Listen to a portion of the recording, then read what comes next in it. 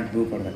In fact, this initiative is going to be one of the important initiatives for the country, mapping of the ocean floor and also to discover many resources from the ocean floor. And I am confident that next 2 days you will have more interaction and then also to provide more insight into this underwater robotics area. This is one of the niche area for the NIOT to take up in the future. I thank for this opportunity for sharing the experience and what has been done as a part of the Deep Ocean Mission. Thank you.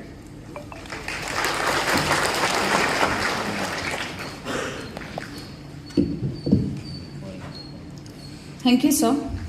It's my privilege to introduce Rear Admiral TVN Prasanna, a Vishisht Seva medalist and a distinguished navigation and direction specialist commissioned into the Indian Navy in 1991.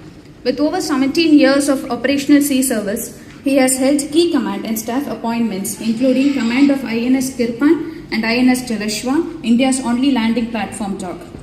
May I now kindly invite Rear Admiral TVN Prasanna to deliver the introductory address.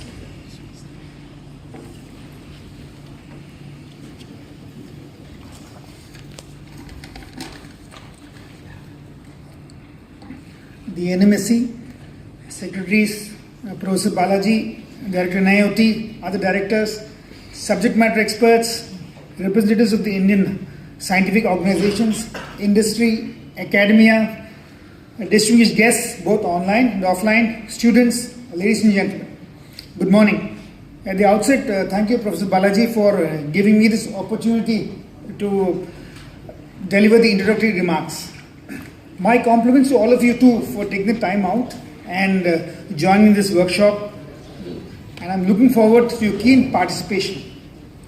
We are all aware that the oceans are the next frontier of mankind and they are a means for survival and sustenance as well as for national prosperity. With every passing day, the nations are turning to the oceans for their every need, and an undeclared race to beat others in this domain is taking shape. In the recent years, India's maritime consciousness has witnessed an upward trajectory and the maritime domain is receiving national importance. The government of India is keen on moving forward to harness this maritime potential, and it understands that this domain is a significant contributor to its GDP. Therefore, it has a direct relation to the national security as well. The technological evolution in the robotics sector, use of AI, ML tools, and more importantly, employment of the unmanned systems is assuming center stage. A lot of lessons are being learned, especially so from the UAV ecosystem or the unmanned aerial vehicle ecosystem. There, the growth has been haphazard, however exponential, but there will be no system in place to vet or rationalize the qualitative requirements of the multiple users operating on the near similar environment. This has resulted in less of synergy and more of work in silos. Every user organization is individually pursuing or inducting unmanned aerial technology. Further, a dedicated strategy or a policy guidance specifying manufacturing standards, rationalizing the requirements of multiple users or mechanism to share information between stakeholders is also lacking.